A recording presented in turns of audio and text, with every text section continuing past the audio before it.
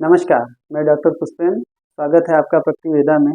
आज हम बात करेंगे स्वेदन के बारे में, जिसे स्टीम बाथ भी कहा जाता है या सुन्ना बाथ भी कहा जाता है। तो उसके बारे में विस्तार से हम आपको बताएंगे किस तरीके से ये दिया जाता है और इसके क्या लाभ हैं। साथ ही साथ आपको ये भी बताएंगे कि प्रकृतिवेदा में क्यों कराएं, क्या यहाँ अलग है, क्या विशेष है कि जिसके कारण आपको यहाँ कराना चाहिए और इससे बहुत ज़्यादा लाभ मिलेगा। तो आइए बिना देर किए हुए सबसे पहले आपको बताते हैं कि स्टीम बाथ में क्या-क्या औषधियाँ हम डालते हैं और किस तरीके से जो है उसको किया जाता है।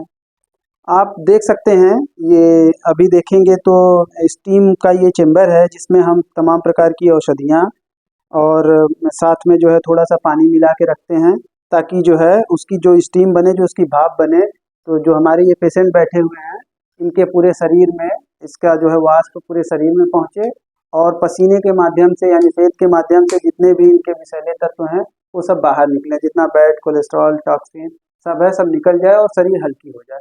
तो सबसे पहले शुरुआत करते हैं कि सबसे पहले हम इसमें डालते हैं पर्याप्त मात्रा में पानी, ताकि कि अच्छी तरीके से उसमें स्टीम बन सके। इसके बाद पानी डालने के बाद हम इसमें डालते हैं एक विशेष प्रकार का बनाया हुआ हमारा जो है पिंक सॉल्ट है, जिसमें हमने रॉक सॉल्ट लिया है यानी सेंधा नमक, और सेंधा नमक के साथ इसमें करीब 15-16 प्रकार के एसेंशियल ऑयल मिलाए गए हैं। इसकी मात्रा हम डालते हैं 1 चम्मच, इसको हम इस्तेमाल करते हैं और ये पूरे शरीर का कायाकल्प कर देता है। इसके बाद हम डालते हैं बला का जो है अर्क। बला का अर्क भी बहुत सारी बीमारियों के लिए लाभदायक है। वात, पित्त, कफ तीनों में ये लाभप्रद होता है। उसको डालिए थोड़ी मात्रा में। उसके पश्चात हम डालते हैं पुनर्नवा। पुनर्नवा भी बहुत ज़्यादा लाभकारी है सभी प्रकार की बीमारियों के लिए, और शरीर में जो जमा हुए टॉक्सिन है उनको भी बहुत अच्छी तरीके से ये बाहर निकालता है। पुनर्नवा के पश्चात हम डालते हैं इसमें आवश्यकतानुसार, क्योंकि हमारे जो पेशेंट हैं, जो रोगी हैं, इनको थोड़ी-सी त्वचा संबंधी समस्या भी है, तो इसको हम साथ में इस्तेमाल कर रहे हैं गोमूत्र का अर्क। इसको थोड़ी मात्रा में डालते हैं। इसके बाद हम इसके पश्चात इसमें डालेंगे इसमें तुलसी का अर्क डाला हुआ है। इस तुलसी के अर्क को थोड़ी मात्रा में डालते हैं।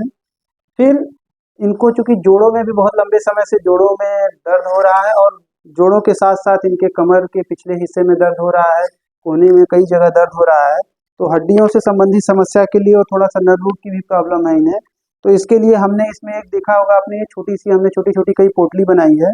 इसमें निर्गुंडी, नागरमोथा और कुछ और जड़ी-बूटियाँ हमने डाल के इसकी पोटली बना ली है।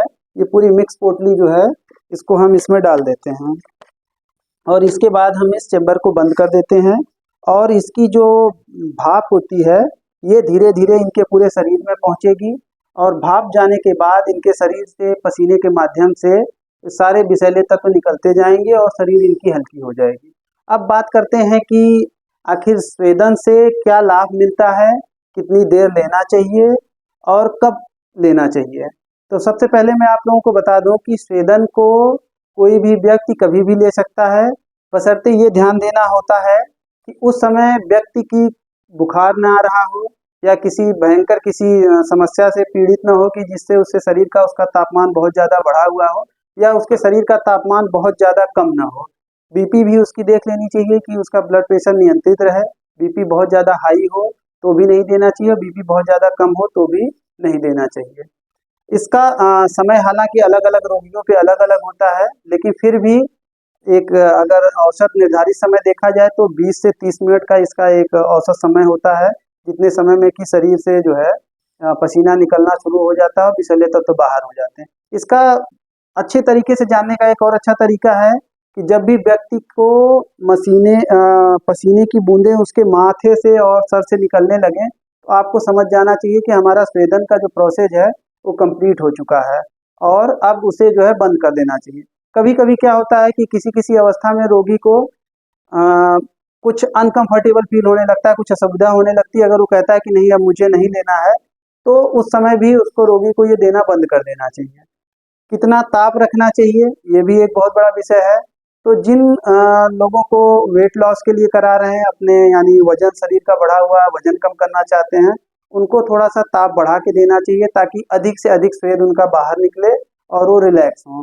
जिनको सामान्य सी समस्या है उन्हें थोड़ा कम ताप पे ज़्यादा समय तक देना चाहिए। तो इस प्रकार से इसके बहुत सारे लाभ हैं। अगले वीडियो में हम आपको इसके बारे में विस्तार से जानकारी देंगे। अगर आप ऐसी ही जानकारियाँ चाहते हैं तो हमारे चैनल को आप लाइक कर लीजिए, सब्सक्राइब कर लीजिए और बेल आइकन बटन को भी दबा लीजिए। हमारे साथ जुड़े रहिए। बहुत बहुत धन्यवाद।